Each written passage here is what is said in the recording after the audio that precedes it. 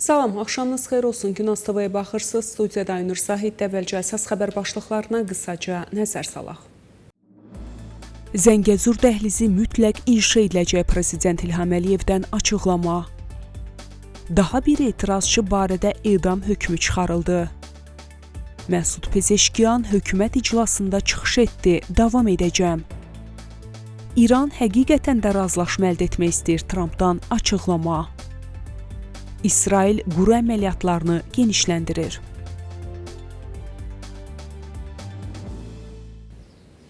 İndi isə daha ətraflı. Zəngəzur dəhlizi mütləq inşa ediləcək. Bu barədə Prezident İlham Əliyev 31-ci Baku Enerji Forumunun rəsmi açılış mərasimində çıxışı zamanı bildirib. Ölkə başçısı qeyd edib ki, dəmir yolu və avtomobil yolu infrastrukturuna investisiya qoymaqla nəqliyyat üçün yeni dəhlizlər açırıq.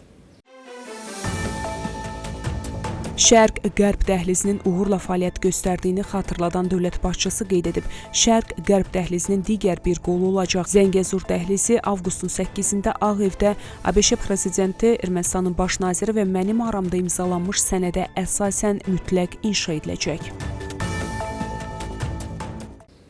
Davam edirik. Bugün uşaqların beynəlxalq müdafiəsi günüdür. 1950-ci il iyunun 1-də BMT Baş Assambleyasının təşkilatçılığı ilə keçirilən Qadınların Beynəlxalq Konfransında iyunun 1-ni uşaqların müdafiəsinə həsr etmək qərarı alınıb. Bundan sonra həmin gün uşaqların beynəlxalq müdafiəsi günü kimi tarixə düşüb. Həmin gün münasibətlə İranda uşaq hüquqlarının vəziyyətinə qısaca nəzər salaq. İranda uşaq hüquqlarının pozulması, azyaşlıların edam edilməsi, erkən nigahlar, hərbi məqsədlər üçün istismar, ağır əmək və vətəndaşlıq hüququndan məhrum etmə kimi ciddi problemlərlə özünü biruzə verir.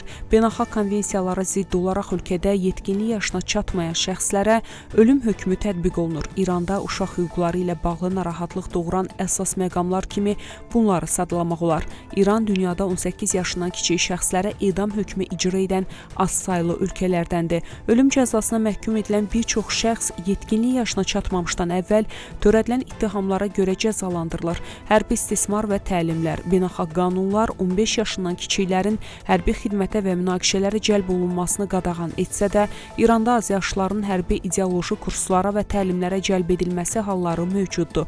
Erkən yaşda nigahlar, qanunvericiliyə əsasən qızlar üçün yetkinlik yaşı çox aşağı müəyyən edilib ki, bu da qız uşaqlarının təhsildən yayınmasına və erkən nigahlara məcbur olmasına səbəb olur. Etiraz səhnəsini çəkən fotoqraf 10 il həbsə məhkum edildi. Tehranda vəkil Həsən Ağaxani bildirib ki, onun vəkili Məsud Piyahu bu il yanvar ayında baş verən etirazlar zamanı diz çökmüş bir etirazçının görüntüsünü çəkdiyi üçün 10 il azadlıqdan məhrum edilib. Vəkilin açıqlamasına əsasən həmin vətəndaşın saxlanılması 8 və 9 yanvardan əvvəlki dövrə təsadüf edir. Ağaxani bu işlə bağlı deyib, mənim müvəkkilim küçəyə baxan bir bazarda işləyirdi. Bir şəxs polis əməkdaşlarının qarşısında yerə oturur və Məsud həmin anı qeyri-iradi olaraq qısa bir video kimi çəkir. O həmçinin vurğulayıb ki, bu video ictimai yayım məqsədi ilə çəkilməyib və əvvəlcə onun Instagram hesabında özəl hekayə kimi paylaşılıb. Daha sonra başqa bir şəxs tərəfindən ictimai şəkildə yayımlanıb. Həmin görüntü 8 yanvar tarixində etirazlar zamanı tək başına polis qarşısında oturan bir şəxsə aid olub və qısa müddətdə sosial şəbəkələrdə geniş yayılaraq etirazların simvollarından birinə çevrilib. Vəkilin sözlərinə görə Məsud Piyahu Milli Təhlükəsizlik Nazirliyi tərəfindən çağırıldıqdan sonra saxlanılıb və məhkəmə onu sionist rejimlə əməkdaşlıq və casusluq cəzasının sərtləşdirilməsi haqqında qanuna istinad edərək 10 il həbsə məhkum edib. Bu hökm 9-cu Kassasiya məhkəməsi tərəfindən də təsdiqlənib. Yezd şəhərinin İnqilab Məhkəməsi yanvar etirazları zamanı həbs edilən İsmail Ramazanpur barəsində ölüm hökmü çıxarıb. Bu barədə İnsan Haqları Təşkilatları məlumat yayıb.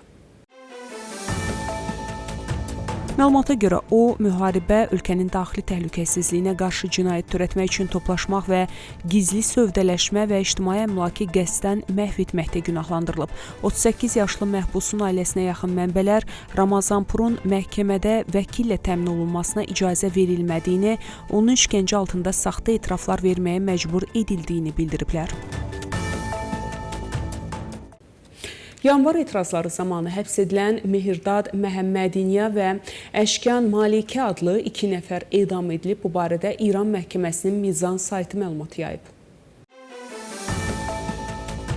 Eyləmlər zamanı Tehranın Gişa bölgəsində Cəfəri məscidinin yandırılmasına günahlandırılan müttəhimlərin edam hökmü bugün səhər saatlarında həyata keçirilib. Bununla yanaşı Şirazın Adilabad həbsxanasında da narkotik maddələrin alverində günahlandırılan 5 məhbus dar ağacından asılıb.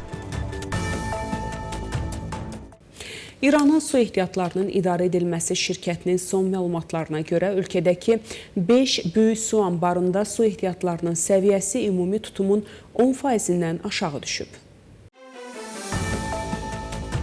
Mayın 30-na olan vəziyyətə əsasən Lar, Dusti, 15 Xordad, Barzu və Savə su anbarlarının doluluq səviyyəsi 10%-dən az olub. Bu göstəricilər ölkənin quraqlıq və artan su tələbatı ilə üzləşdiyi bir vaxtda İranın su təchizatı üzərində təzyiqin davam etdiyini göstərir. Adı çəkilən su anbarları ölkənin ən mühüm su ehtiyatı obyektlərindən hesab olunur.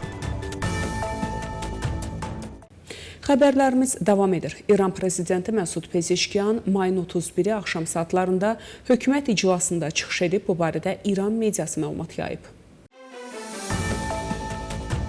O, ölkədə xüsusən enerji sahəsində ciddi problemlərin olduğuna toxunub və bunun keyfiyyətli idarəçiliyinin vacibliyini söyləyib. İran prezidenti üstəörtülü şəkildə istefası barədə məlumatlara da aydınlıq gətirib. Mən özüm barədə danışıram. Ya idarəçiliyi güclü şəkildə davam etdirəcəm və ya da şəhid olacam. Hər ikisi də mənim üçün böyük qələbədir. Qeyd edək ki, ötən gün Məsud Pezeşkiyanın istefa verdiyi barədə məlumatlar yayılmışdı. İrana olunan sülh təklifləri Tehranın nüvə silahına sahib olmayacağını açıq şəkildə ifadə edir. Bu barədə ABŞ prezidenti Donald Trump öz Truth Social hesabında məlumat verib. Saxta CNN bugün yenə iddia edib ki, mənim İranla nüvə proqramı üzrə əldə etdiyim razılaşma ümumiyyətlə nüvə məsələsinə aid deyil. Halbuki həmin razılaşmada çox açıq şəkildə qeyd olunur ki, İranın nüvə silahı olmayacaq. Bundan əlavə razılaşmada nüvə mövzusunun digər aspektləri də çox ətraflı və geniş şəkildə izah edilir. Əslində sazişin böyük hissəsi məhz bu məsələyə həsr olunub deyə Trump yazıb. İran həqiqətən də razılaşma əldə etmək istəyir, amma məni tənqid edənlər danışıqları çətinləşdirir. Bu barədə ABŞ prezidenti Donald Trump öz Truth Social hesabında bildirib. İran həqiqətən də razılaşma əldə etmək istəyir və bu ABŞ və bizimlə olan tərəflər üçün çox yaxşı saziş olacaq. Amma demokratlar və güya vətənpərvər olan bəzi respublikaçılar başa düşmürlər ki, siyasi aventuristlər fasiləsiz şəkildə mənim daha tez ya da daha yavaş hərəkət etməli olduğumu, müharibəyə başlamalı və ya başlamamalı olduğumu deyərək mənfi açıqlamalar verdikcə mənim işimi düzgün görməyim və danışıqlar aparmağım daha da çətinləşir. Sadəcə arxanıza söykənin və rahat olun. Sonda hər şey yaxşı olacaq, həmişə olduğu kimi deyə prezident Trump qeyd edib. Amerika Birləşmiş Ştatları ordusu İranın dəniz blokadasına alındığı bir ay yarımda 123 gəminin marşrutunu dəyişdirib və sıradan çıxarıb. Bu barədə ABŞ Mərkəzi Komandanlığı məlumat yayıb. 31 may tarixinə qədər 118 kommersiya gəmisi marşrutunu dəyişdirib, 5-i sıradan çıxarılıb deyə məlumatda deyilir. Qeyd edək ki, 13 aprel tarixində ABŞ ordusu İranın dəniz blokadasına başlayıb. Livanda quru əməliyyatları genişləndiriləcək. İsrailin baş naziri Benyamin Netanyahu bildirib ki, İsrail ordusunun Litaniya çayının şimalında Hizbullaha məxsus mövqelərdə yerləşdirilməsi və Livandakı quru əməliyyatlarının genişləndirilməsi barədə göstəriş verib.